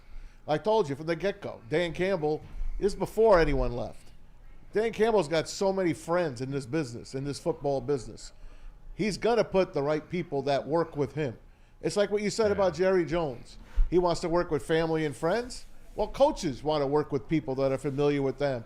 You might want to. I'm not going to call them yes men, but I'm going to call them people that believe in the same things that you believe in. Like I've been saying, bring Robert Saleh here, and you're just like, well, is Robert Saleh on the same page as Dan Campbell? Does he want to run the same defense that Dan wants to run? So I really don't know any of that. I just know guys that have done it in the past, that have won Super Bowls, that have won playoff games, and that have had head coaching experience. There are guys out there. I mean, Robert Saleh would not be a bad choice for defensive coordinator. Don't get me wrong. I think Larry Foote is going to be terrific, and I would love to have a Michigan man here with the Detroit Lions if he's the right guy. You know, Aiden Hutchinson is going to come back. God willing, he's going to be 100% coming up this next year. All these injuries that happen to this team can't possibly happen again. It can't. Yeah, this is going to sound crazy. Maybe it's because I'm an offensive player, so whatever. It doesn't matter who the defensive coach is, the defensive coordinator is. You're going to get 6 players back from injury next year that are going to make it look like you got some brand new free agents. Yep. Aiden Hutchinson's going to come back. He's going to wreak havoc. Carlton Davis, we should re-sign him. I'll say it now. You bring him. Derek Barnes. The list goes on. So the defense will be fine. The offense is what stirs the cup for this team. The offense is what makes it go. It didn't matter this year what the defense was, and they made it to the second round. It didn't matter last year, and they made it to the NFC Championship. It's the offensive coordinator, and the reason it's going to be so hard is because every week we come up here and say, "Well, look what the Detroit Lions offense did this week and what record they broke." Well, the Lions are the first team since 1952. The Lions are the first team since the Lions are the only team that you just can't replace that. You can't just look at somebody on the roster and say, "Oh, well, everything the Lions did offensively this year." It seemed like they were breaking records. They were doing something, not just a Lion record. They were doing things the NFL had never seen. So to sit here and say, "Oh, well, you know, we'll just get Mark Brunell from within," are we? That's tough. These are record-breaking offenses. When the greatest show on turf lost Mike Martz, they were no longer the greatest show on turf. Really good football team. Really good football team, great players. They weren't the greatest show on turf anymore. Yeah. So we have to look at it severely serious. Ben Johnson was serious with that offense here. It was something we had never seen done before. So it's just not next man up. Defense, maybe. And I love Aaron Glenn. Offense is different. The offense is the side of the ball that goes for the Lions. No, I definitely agree with your argument, but I've been saying all day that I feel like the defensive coordinator will be a little bit hard, only because your offense is already set and ready to go. You got your young core players. They're all under contract. You have your quarterback. So I feel like the next OC, while he will need to implement his own nuances, this offense is already ready to go. They've been top 3 the last 2 years, and I understand Ben Johnson was a big part of that. But you don't change the formula. I've said earlier, the chef is different, but the recipe is the same. You're going to run the football, you're going to use play action, and you're going to utilize the speed that you have in the receiver room in order to beat teams. So the next OC is not really coming in changing a whole lot from what they already do. No OC, no coordinator comes in and runs the same system. Every coordinator has his idea of how this system could be better, and that is just facts. No coordinator is going to come in and run the same system. You're going to put your own little arrogance on it. You're going to put your own insecurities on it. You're going to put your own spice and funk. I didn't like how Ben did this. I would have done it this way. It's not going to be the same. And to your point, what it was perfect. Let me read this. Burn $5. Funeral aside, Lions have had 2, maybe 5 actual cracks at going to the Super Bowl since 1967. We've just entered the waters of being a real contender. Oh, wow. Before I read that, I got a chuckle. I was sitting here laughing to myself when you mentioned the greatest show on turf, the Rams. I thought back to your question to Miller yesterday about the 25 years of 23 outdoor teams. You are right. It is right. And I never even thought about that. Matter of fact, you can go back 50 years, and I guarantee 90% of those teams are because outdoor most teams. of it was. Just saying. I mean, man's going to get to the bottom of it every I'm time. just saying. Why can't we win? Tough teams win. Maybe we weren't tough It's enough. something against them. There will be an outdoor team that wins this year. Yes. There And a will North be. team. Yeah, And there a you East go. North team. Oh, my God. How That about was this? so I funny. read this today. Black quarterback. These coordinators that just got hired, Ben Johnson and Aaron Glenn, are the first 2 coordinators that have ever been hired from the Lions to be head coaches up till guess who? Don Shula was the last coordinator that left the Lions that became a head coach. He went to Baltimore, became a head coach, and then won a Super Bowl with the Dolphins. Man, you could have gave me 1,000 guesses. Isn't I wouldn't that have got it right. something? The only coordinator to leave the Lions and become a head coach is him. It's pretty incredible. Let me get back to Brad Holmes for a second. Here's what he says about Dan Campbell. And again, we talk about Dan Campbell and Miller said this yesterday, Dan Miller, when he was on with us. This team is losing Terrell Austin. This team is losing Aaron Glenn. This team is losing Ben Johnson. This team may lose another coach or 2 or 3. Shepard. Well, they haven't lost yet. I'm those just giving you coaches. the But potential. absolutely could lose another 2 or 3. What they haven't lost is Dan Campbell, and they haven't lost this roster. Here's what Holmes says about Dan Campbell. Obviously, we were prepared to lose those guys. Those guys are great coaches, and I mean, just call it what it is. We're lucky to have both of them this year. I know Dan has been preparing for it, and I have the full faith and trust in Dan to make sure that we're going to have the right people in place in those spots. But in the East, he's had to encounter that before, not at the coordinator level, but other position coaches, and it's always worked out. So a lot of faith that Brad Holmes has, but man, I'm telling you, he is depressing me. Oh. That ain't the same guy that jumped in the elevator last year. Remember that? It's like remember when Dan Campbell said the other day, like he has gone through the range of emotions, like losing a family member to now like look at himself to anger, and then look at himself in the mirror and saying, "How are you going to dig out of this?" Like the more I hear from these players, this coach, and this general manager, the more I go backwards in my feeling about grief. But I'm gonna tell you, and you're right. It happens that way. But I'm gonna tell you what it is. Being on this side, the losing side of the playoffs, especially with expectations on the line, man, it's just sad as a player, as a coach, or in an administration or organization. But you can go home and talk to your family, talk to your friends. You can kick your game up, play the video game, and whatever. Like you become good with it a lot faster than people think. The problem is, see, we know that we're playing this game for you guys as well. The bigger picture is the fans. The bigger picture is the city. So when Dan Campbell, and Brad Holmes, and Amon-Ra St. Brown, and insert anybody else, when they go up to the podium or when they're speaking at the locker, like the sadness that you feel, that's the sadness that we know how the fans feel. That's the sadness, like, dang, we let them down. Like, we were right there. Maybe if I would have, or maybe if he would have, or maybe we should have. Like, that's the thought process behind Dan. That's the thought process behind Brad. That's the thought process behind the players, is we let the city down. Because the city's a part of it. This is the part of it. It is the thing. So I think a lot of that grief you're feeling is them letting you guys know, like, look, we hurting with y'all.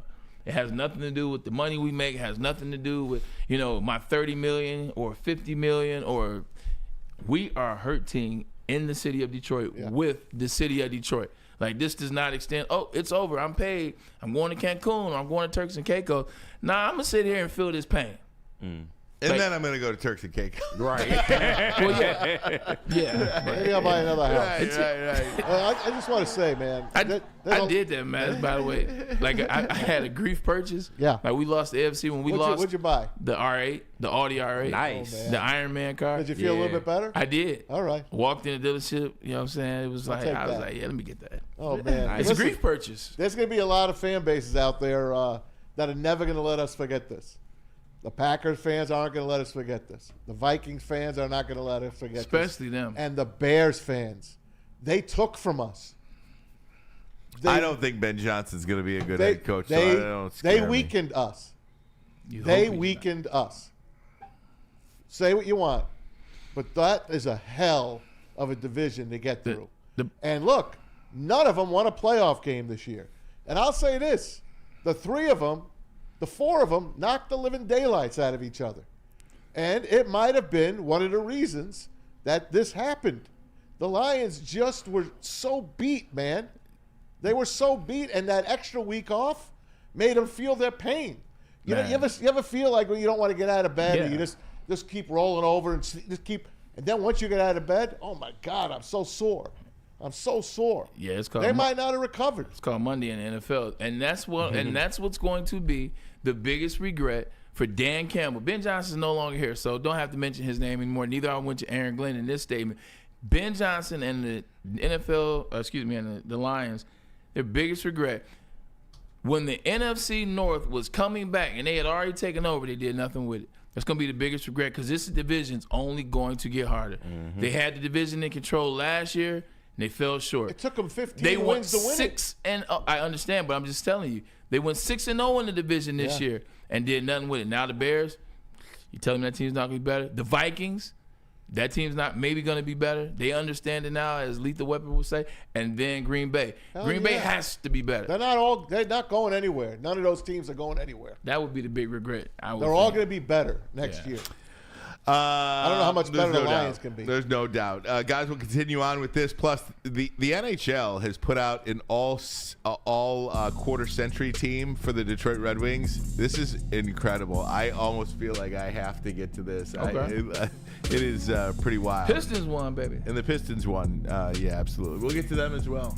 Lots to get to today on a Thursday. Get your haircut at, Ryan? I get my haircut here at Lady Jane's, the 15-mile in Woodward location, but there are so many locations throughout the state of Michigan and so many more throughout the country. Wherever you are, there will be a Lady Jane's near you. We hope at least several locations around the country. At Lady Jane's, we take the chore out of getting a haircut. Our talented stylist will deliver an industry-leading haircut, scalp massage, hot lather neck shave, and a hot towel treatment. Open 7 days a week. Walk in anytime. Lady Jane's, haircuts for men. It's wicked awesome. Love Woodward Sports? Love wearing clothes? Then you should be wearing Woodward Sports clothes. Check out our full line of merch at woodwardsports.com. Just click on shop. We have all your favorite designs, like Dan Campbell kneecaps, Woodward golf, and of course, our own logoed out merchandise. Men, women, infants, kids, all love Woodward Sports. Impress your friends. Impress your boss. Impress your dog. Buy Woodward Sports merch today. Stop searching for a vehicle and start finding one. Les Stanford Chevrolet Cadillac makes it easy. We harness the power of multiple dealerships and own the biggest selection of GM brands in the area to get you the car you need. With the Les Stanford Group, you'll have access to 4 different dealerships, providing you with more makes, more models, and more choices. We're connected to more than 1,000 vehicles. And with so many high-quality CPO vehicles available, you'll find new car quality at pre-owned prices. You can start and end your search at lesstanford.com today. A network for the city, by the city. Woodward Sports is Detroit Sports. How do people feel about getting a Planet Fitness membership for $15 a month? How do they like working out in a clean and spacious gym that's filled with equipment for every workout? And how about free fitness training in the judgment-free zone that leaves them feeling energized all day long? Join Planet Fitness today with the free PF app, online or in club, and start getting that big fitness energy for $15 a month. The most most talked about Detroit media by other Detroit media, and we love it. It's the Woodward Sports Network. Walk into any Lady Jane's Haircuts for Men today. Open 7 days a week. Sit back, relax, and enjoy precision haircut, scalp massage, hot leather neck shave, and hot towel treatment from one of our talented stylists. Step up your game this season and take advantage of our $20 haircut special. Scan the QR code and get your coupon today. Lady Jane's Haircuts for Men, the ultimate haircut experience. Open 7 days a week. Walk-ins always welcome. Lady Jane's Haircuts for Men. It's wicked awesome. Is that an octopus in your pants, or are you just happy to see me? See what I did there? Go Red Wings! From Octopi Experts, Woodward Sports. Maybe you should start dating girls at Soroki's or Mike G. We're the real fans' favorite. Lemon pepper is the flavor on these signature wings. That's the best one, but they do have 6 other ones, including the honey barbecue and the buffalo. I'm telling you, gotta get these wings. It doesn't matter if the Lions are playing or not. The wings are still fire. Because Soroki's, they know a little bit of something about wings. They also know about crispy chicken and pizza, so that's always a good option to have as well. But you know what the main thing is, and that's those honey biscuits. Pull up on the biscuits, pull up on Soroki's with a real fan's favorite. Every great Detroit team seems to go through this arc, 80s Pistons, 90s Wings, where offensive teams had a disappointing postseason and a huge high and got tough to overcome and break through. That's Burn, $10. We appreciate you, Burn. Absolutely. And again, if you want to come on into the show, $500. We'll give you 10 minutes in the Maz chair. Give him 12. 12 minutes? Yeah. I'll give you 15 minutes in the Maz chair. I'll give you 30 minutes in the give you Maz 30. chair. 30 minutes in the Maz chair, $500. I like that. $500, 30 minutes in the Maz chair. Hey, what Burns said is kind of true. And you go back and we brought it up in the past. You know, it took the Red Wings a while to bang through, right? Devils had to sweep them, come back the following year. They're the President's Cup winner, President's Trophy winner. Then the following year, you know, that same year they lost to the Avalanche. And then they finally break through, beating the Flyers, then the Capitals, and then on after that. And they became the superpower that they were. The Pistons, of course, had to lose on the phantom foul, and poor Isaiah playing on one leg.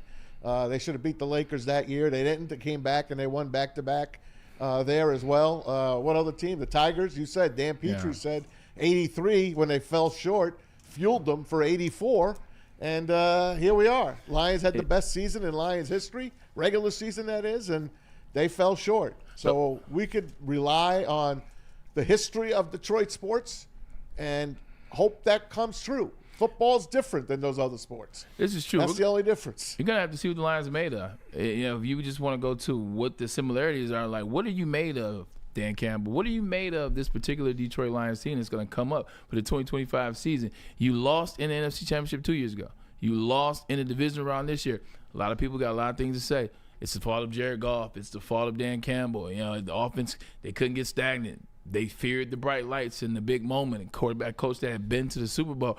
What do you want to do? When we went to the back-to-back AFC championships, like in terms of players, man, it was tough. After that second year, they disbanded the team a little bit. It wasn't the same energy there. It wasn't the same belief there. They didn't make it to the playoffs. Like, they didn't have that will to continue on. Like, they didn't have that will or that resiliency. All right, we know we did wrong this time. Like, 2 times is tough. It is. Like, you're at your wits' end sometimes. I think Dan Campbell has created something here, though, that will sustain. You got guys and leaders in this locker room. They're going to have some questions to face this offseason. It's going to be interesting, but I think they will come out on the other side. But those teams that get back to that mountain, they're able to finally knock down the door and climb it, you got to have guys that believe in it, man. It took Peyton Manning a long time to get there. Mike G reminded us Michigan. Falls to Georgia and TCU, comes back and wins it all. So there's another Detroit-Michigan team. So I pray for the Lions. I pray to the football gods that we can come back next year and be even better than we were this year. No doubt. Guys, I saw this. I just to change it up. We have not we barely talk any Red Wings on the show, and we probably should, but I saw this from the NHL account. Look at this, okay? So the NHL has put out the Detroit Red Wings quarter-century team, okay? Quarter-century team, Detroit Red Wings, first team. They've got Steve. The goalie. Listen to me. Steve Yzerman, Pavel Datsyuk, and Henrik Zetterberg as the forwards. The 2 defensemen, Nick Lidstrom and Nick Cronwall, and then Chris Osgood is the goalie. Okay, look at the second team. There's my goalie. Listen to me. They've got Dylan Larkin. They've got Dylan Larkin at center. Sergei Fedorov and Brendan Shanahan as the forwards. Chelios and Rafalski as defensemen, and Dominic Hasek. So on second team. Well, first of all, the second team, to me, is better than the first team. 100% that they have. And in what Where's world? Mac? Listen to me. In what world is Sergei Fedorov a second team, all century team? I would say. Forget about quarter century team. Not in any that I grew up. Forget about quarter century. In what world is Sergei Fedorov a second teamer on that century team, let alone a quarter century team? The disrespect. He dated Anna Kournikova. For 91 in this city, I just can't wrap my head around it. I have a 91 jersey at home. I do too. He dated Anna Kournikova. And I had it. I he gave it shut away. down the league because he's the reason why they went on strike. I'll never forget his contract. Let's call it spade. I'll never forget when I was a kid. He said he never should have left. By the way. Yeah, I he did. did. One of my favorite possessions was like the Red Wings calendar every year. Oh, that was a good one. And when I was a kid in 1991, the guys on the cover, I think it was a cover, it was a prominent page. It was Steve Yzerman with his back and Sergei Fedorov with his back. And they were both looking to the camera, 1991. Yeah. And it was just phenomenal. It was so cool, and Fedorov was such a great player. The disrespect, and listen, we love Chris Osgood. Ozzy is a Detroiter through and through. There's no doubt about it. But come on, man, Dominic Hasek is one of the greatest of all time. one of the greatest netminders in the game's But history. Ozzy was there longer. Sure, He was. no doubt. I understand that. I'm not saying, but I'm just saying. Understood. And I just wanted to say netminder as well. I think it's one of those situations where like you'll have a guy that's really good go somewhere else, like 2-3 years been in chip, but he's synonymous somewhere else. I think that's how you look at it. Like Golden State Warriors, like is KD like top 5 all time? Yeah, yeah, he is. All But time? what I'm saying Not is, all time. But you see, and that's why I asked the question, because those that are historians will look at the Warriors. Somebody played for the Warriors for 13 years. As opposed to KD's 4 And year what run. you 13 years, a great player. Are you a champion? Yeah. You First know of all, what I mean? I'm on the side that KD is. Okay. Like LeBron, All right. wherever Yeah, you go, he needs to be on the you all-time. become. Except for the Lakers, LeBron went to the Lakers. I'm like, What is LeBron? at the Lakers. No, like if Fourth? what I'm saying is, if you were like in baseball, you pick your hat. He's a Cleveland Cavalier. Yeah, Cleveland Cavs, Cavalier. for sure. He bought All right. He was down 3-1 and bought a championship to Cavs when he went Right. back. All Chase right. the Cavs. Brought a chip He They bought play chip. Montreal tonight at home, by the way. Wings in Montreal. and lost a couple of games in a row, 91. 3 in a row They now. lost 3 in a row on the road. Yeah, got they a won that point. first road game against Florida. So I've got 3 points on this 5-game trip. Correct. Speaking of 1991, didn't they win in 91? They did not win. The in Canadians? 91. They won 90, I thought you meant the 93? I thought you were talking about the They Red won Wings. in 93. 93. They beat Gretzky's Kings in 93. I was off by 93. Okay. It's been a while. That's the last Canadian championship. Yeah. 1993. 93. Yep. Yeah. Wow. That's what you said. 91. I'm like, Yeah, 93, the Le Hab. Habitant. Le Habitant. I can't say Montreal Canadiens and not NHL Live 95. not Great think jersey. of the great Sean Beligian. It's a great game. So yeah, and just the other Howdy team Holden. we haven't spent much time on that absolutely deserves it is that's the Detroit Pistons. Cade Cunningham is having an absolute all-star stud year, man. This Voting is the announcements today. and listen, Braylon, They beat the Hawks bad, 114, 104 last. It wasn't even that close. Trey Young's having a hell of a year. I owe that guy an apology. Cade Cunningham, because I did not know that he had this in him. Yeah. It was almost like, all the years that we talk about the number 1 pick in the draft and how many times do we throw our hands up? Well, we had to have the number 1 pick in the draft when Cade Cunningham was the guy. Turns out that right now anyway, that's an ascending great player in this league. And you talk about LeBron and Steph fading out, KD, these great players fading out.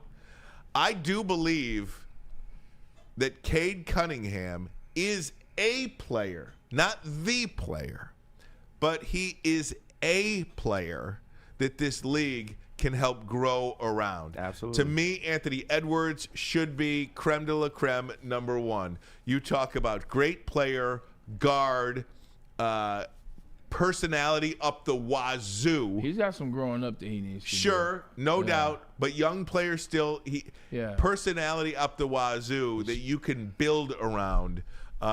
He's Anthony 100%. He's the best athlete. And again, he's struggling right now this year. He's leading the league in techs. Minnesota's a disaster. This is true, but Minnesota's he's still a leading the disaster. league in techs. That was one of the worst trades, I think, for the Minnesota Timberwolves. He's one of the players. I think you got to look at Wemby too, as one, and Cade is right up there with some of the best young talent that will carry the league forward, going forward. Yeah, I mean, it's just one of those things. He's very methodical. He takes his time. He's a leader. He's an adult. I think you don't in the land of the NBA. You have no adults in the NBA. Like you just don't. If you have an adult, it's somebody that's KD's age. It's somebody that's LeBron age. Like that first 8 years in the league, guys are real immature. He does not fit that mold, man. JB Bickerstaff has come in. It seems like they've worked together well to kind of show him the path that he can take, and he's having tremendous success. 24.5, 9 and 6. Like it's a no-brainer for him as an all-star. It's really a no-brainer right now for him as a third-team All-NBA. He's a double-double machine. And listen to me, though, just fell short last night. And again, if you're he had one if you're the NBA, and I think Colin Cowherd had Adam Silver on last week talking about the NBA, and they have lost half of their audience since 2012. Nobody's watching the sport anymore. Nobody's watching the game, and there's a number of reasons for that. This has turned into a three-point game, a step-back Euro-type game, and nobody's watching. The league's young stars are all European players. You talk about Wemby, you talk about Doncic, you talk about Jokic. These are the stars of the game, and I think you really do need some. The style of play has to go back to a more encompassing excitement level. So maybe you're forward thinking and do something about the 3-point line potentially, or you take a look at these great American-born players like an Anthony Edwards and like a Cade Cunningham, and you really try to cultivate that part of it in this country. I think maybe that's something that you should consider doing between the 3-point line and helping build some of these stars. I think that's something that should be looked at. Problem is we've allowed the foreign games to come in, European basketball to come over and take over because your players are mature, they're adults at an early age. Like they start playing against pros when they're 12, 13, 14 years old. So they play a team game, they play focus, they learn the basics, they learn how to play against adults at an early age. So when they come over here like Wemby at 21, 22, like they're not kids anymore. Like our kids are kids. They develop skills. You see them doing the same 3-cone drills. You see them doing the same type of drills. All the players look the same. They don't go to college for 3 years like they used to. Get that good college coaching by you name the coach, whether it's Tom Izzo, whether it's Mike Krzyzewski, Roy Williams, Dean Smith. They don't get the 3-year coaching. They're leaving after 1 year, or they're not even going to these college programs. They're going to the G League or they're going to overtime. It takes them 5, 6, 7 years to actually mature in the NBA. And the problem is you don't have that time. Look at Killian Hayes. Killian didn't have that time to adjust. 3 years, we've seen enough. We'll get you out of here. Most teams have got Killian out of here a lot faster. So that's the problem that the American stars are having. That they're not going to these colleges more than 1 year. They're not even sometimes going to colleges. These European players, like Luka had played against professional. What was the game where Luka played against? Was it Russell Westbrook? When Luka was 15, he played against Russell Westbrook and didn't do bad. I should have mentioned Donovan Mitchell too. Donovan Mitchell in Cleveland, what he's doing should be celebrated, man. You take a market like Cleveland, minus LeBron, and you see what Donovan Mitchell's doing. I mean, how many years did he go to college? 3. Yeah. That's a great point. The one and done ruined the NBA. Look at Cade. He's just now becoming a man. Yeah. In basketball. I mean, it took him a while. He was at Oklahoma State. Yeah. 1 year. 1 year. And honestly, the rivalry with Jalen Green is something that I think, Cade Cunningham, Jalen Green, 2 guys that went 1-2. I think that was the argument back in the day. The Pistons, who are they going to take, Jalen Green or Cade Cunningham? Yeah. And I think these rivalries, these beefs, are something that are organic that you can build around. I don't know. I'm here for it. I think what JB Bickerstaff has done with this team, what Trajan Langton has done with this team, and quite frankly, Tom Gores deserves a lot of credit for eating a lot of that cost. Hey, they're 6th in the East right now. Yeah. 6th. Could be better. I'm at a watch for bringing in the contract and then, eating the contract. But I will say, Ryan, if you want to include eating the contract to the hire of Trajan Langton, to allowing him to run the staff, to the things you've done with that and since, I'm all for it. I agree with you 100%. He's a hands-off guy. 100%. Sometimes, hey, look. He got this right, and he deserves some credit for the hire. He deserves some credit for allowing Trajan Langton and the front office to kind of run shop there and get you back on track to be a professional organization. You're absolutely right. He deserves a lot of credit for that, 100%. The biggest thing is he took responsibility, and that's something that we haven't seen out of a Pistons. Because people don't do it. Owner, people don't do or that any real owner life. in this town for a long time. So I had a lady hit my car at the Sheila. gym the other day and didn't say sorry. Tried to blame me. Yeah. Like, people don't take on. It was an old lady. Well, it was your fault. It was an old lady, so I took it. No problem. I said, okay, you're right. It was no damage done. But people don't like to take onus. Yeah. They just don't. They get embarrassed a lot of times. What can the NBA do to make me watch the game? Bring back some of that audience. Make defense. They would have to send Steph to Detroit Pistons. Well, yeah, that's one. No, but you like a story too. I think you like a story. There's no story in the NBA. What's the story? How bad the Lakers suck? You know what I mean? There's no LeBron story. chasing another What is milestone. the story? If I asked everybody in the chat right now to tell me in 15 words or less, what is the story of the NBA right now? What would you tell me? KG, you watch the league. Yeah. And it's a transitional period. There you go. That's what it is. And you know what you know what doesn't get eyeballs? Transitional periods. That's a fact.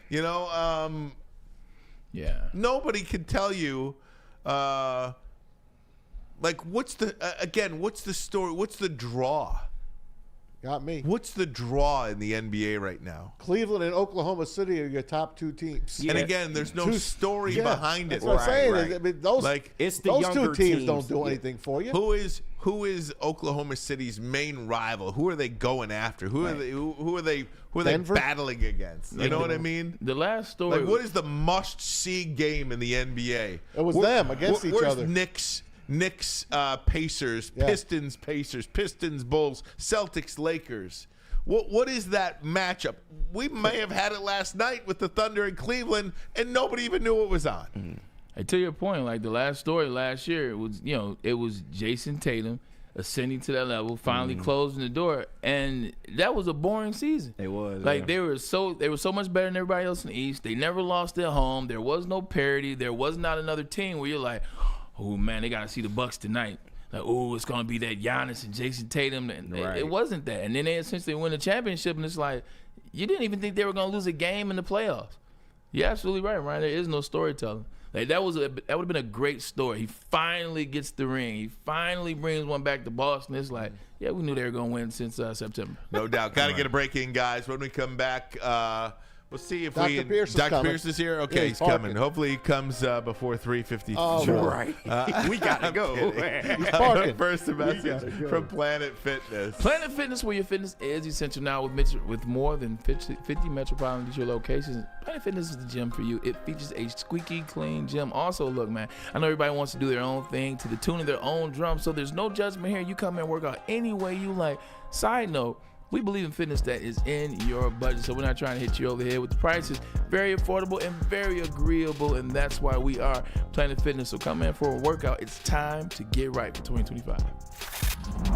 Love Woodward Sports? Love wearing clothes? Then you should be wearing Woodward Sports clothes. Check out our full line of merch at woodwardsports.com. Just click on shop. We have all your favorite designs, like Dan Campbell kneecaps, Woodward Golf, and of course, our own logoed out merchandise. Men, women, infants, kids all love Woodward Sports. Impress your friends. Impress your boss. Impress your dog. Buy Woodward Sports merch today. Stop searching for a vehicle and start finding one. Les Stanford Chevrolet Cadillac makes it easy. We harness the power of multiple dealerships and own the biggest selection of GM brands in the area to get you the car you need. With the Les Stanford Group, you'll have access to 4 different dealerships, providing you with more makes, more models, and more choices. We're connected to more than 1,000 vehicles, and with so many high-quality CPO vehicles available, you'll find new car quality at pre-owned prices. You can start and end your search at lesstanford.com today. A network for the city, by the city. Woodward Sports is Detroit Sports. How do people feel about getting a Planet Fitness membership for $15 a month? How do they like working out in a clean and spacious gym that's filled with equipment for every workout? And how about free fitness training in the judgment-free zone that leaves them feeling energized all day long? Join Planet Fitness today with the free PF app online or in club and start getting that big fitness energy for $15 a month. The most talked about Detroit media by other Detroit media, and we love it. It's the Woodward Sports Network. Walk into any Lady Jane's Haircuts for Men today. Open 7 days a week. Sit back, relax, and enjoy precision haircut, scalp massage, hot leather neck shave, and hot towel treatment from one of our talented stylists. Step up your game this season and take advantage of our $20 haircut special. Scan the QR code and get your coupon today. Lady Jane's Haircuts for Men, the ultimate haircut experience. Open 7 days a week. Walk-ins always welcome. Lady Jane's Haircuts for Men, it's wicked awesome. A ton of fun, a ton of sports, and a ton of man meat. Welcome to the Woodward Heavyweights, live daily 5 to 7 p.m. on Woodward Sports. And welcome back. Here you go. There you go. Look at all. But it's all context, though. But it's context. I saw it. It's context, though. It's all good. Welcome back, Really Woodward isn't. Sports Network. Woodward Sports Network. Ryan Ermanni, Braylon Edwards, Tom Mazaway. Having a lot of fun here on the program. Supposed to have Dr. Pierce. He's on his way in. Tom Mazaway has left us. He's jumped ship. He's left the seat. Guys, let me get to some of the news. If we could get to the coach, coach of the year and assistant of the year, we'll continue on with some NFL stories here while we wait for Dr. Pierce. There you go, Dan Campbell. Well, I think he shouldn't get it anymore. Well, this one's a regular easy, season isn't it? award. Didn't they just settle this? Dan Campbell knocked out Kevin O'Connell. Right. Dan Quinn knocked out Dan Campbell. Yep. There's your rookie. There's your head coach of the year. And Andy Reid 16-1. That's right. Have a seat, Doc. Have a seat. Come on. Have a seat. We're running out of show here, Doc. I got about 9 minutes left. I wanted you to have your time. How you doing, buddy? What's going on with you? 16-1. Andy Reid. 16-1. Well, 16-1. They're 15-2, by the way. They didn't play last week. Well, 15-2. 15-2. They're one of 9 teams. Right. 15 Exactly. games. Who's the coach of the year, Dr. Pierce? NFL? Yeah. I got Dan Quinn in Washington. Yeah. I mean, I'll Dan Quinn for sure. Has it already been voted on? No. Finalists Goes are all out the way today. to the. Finalists are If he beats the Eagles, I think you're right. I can't argue. I'd love to say Dan Campbell. Look, You said if he beats the Eagles, they weren't even supposed to be in the playoffs this year. They were a dumpster fire in Washington. yeah. Nobody wanted to be in that team. So you're saying he's got the. I'm not saying anything. I'm just providing color. I'm just saying, like, if you're looking at a regular Well, look season. at Hardball too. I mean, Well, they won Hardball- 12. True, but Hardball did well. Campbell did well. Quinn won Minnesota's- 12 games with a rookie quarterback. He's got that X factor though. Still a rookie quarterback. Still a rookie. So you're going hands down Dan Quinn? Because I'm giving it a biased lens. Okay, I'm cheating. I'm giving it a hindsight lens. Let's say if I was Lions never happened. They never played the Commanders. The end of the season. If I'm looking at it, He overachieved. but that's typically who gets the award. It's Right. not the 16-1. It's not the 15-2. It's who has no business being in this category this year. And if you look at it, It's it's Washington. Dan Quinn. Unfortunately, yeah. Dr. Pierce, man, I'll tell you what a year it's been, and it's pretty incredible that the Lions season has come to an end. Yeah. You know, when we first started talking about the injuries, and a year ago, kind of when we started talking to you about coming on the show, and we think you can provide some really good insight for us in terms of the injuries. You think maybe a guy here and a guy there will go down, and you'll pop once in a while. You have been as hot a video on our YouTube page as anybody over the last year because of all of these injuries. That was like personality. Well, that too. Personality, insight, and injury. How about that? Just overall, these injuries with the Detroit Lions, 22 guys on defense alone. Crazy. Is that just... We've never seen anything like it. Do you believe that is freakish, or do you believe that is a bigger problem with this organization? Maybe something they're doing now. A lot of, like, again, Amik Robertson gets Jack Campbell trying to tackle a player, breaks his arm. It's friendly fire. There's nothing organizationally that you do there, but I mean, it just feels like, man. Not to cut you off, Doc. A lot of their injuries have been friendly fire. Like, a lot of them have been friendly fire, to where guys are coming in, head down, not necessarily paying attention, trying to, get a hat on a ball or a hat on a ball carrier. Sometimes that can be when you go in blind, but that's just quick thought. The whole year I've been trying to be glass half full with all these things. And I'm going to stick to what I typically say, is that these guys are playing in that 9, 10, 11 gear. Is it borderline reckless? Is it borderline? Some are just bad luck. 2 is they're pushing the envelope every play. Your collisions is at a higher rate. Like you said, he's coming in. Was he aware of the other player? We already had the player down. All that is aggressive play. How can you fault? If we really, it would be fun to start teasing out some of these injuries and look at where. And I'm sure they are looking at it at Ford Field, is to see what's going on. Is there a pattern? Is it something we can do? Because nobody wants it. Nobody wants to see any injury at all. Is there a prevention? Yeah, we all work about prevention. We all have hindsight. We all can call it. But I think it really gets down to, did they train? People have asked, is it the training program? Are they strength training incorrectly? Are they going too hard too long? Is that even possible? I don't know. You tell me. It's football. We pace. Basketball is my best example of how we've paced out a year to be good at the playoffs. Football hasn't done that. Football is aggressive. It's aggressive every time you're playing, except for those teams with a different attitude and a different culture. And there's a few of them, one out in Vegas. But, there's just, we want this culture, right? Did we have to be so drastic that we need to tone it back a little for next year to be a little smarter? Don't hit as hard. Maybe it's a different way of approaching the game and the way they're doing it. Maybe. I don't. There's not a solid answer. It's like what I think it goes back to. Everybody put 110% out. They're putting everything on the line every time. Their rate of collision's a little higher. Braylon's alluding to that we're not being smart when we're entering with friendly fire. I don't know the stats on the friendly fire injuries. Yeah. I think of 2 right away. Hutchinson wasn't friendly fire. I thought it was. Maybe, yeah. Well, he swung around. Either way, yeah. Either way. Hutch was friendly fire, I believe.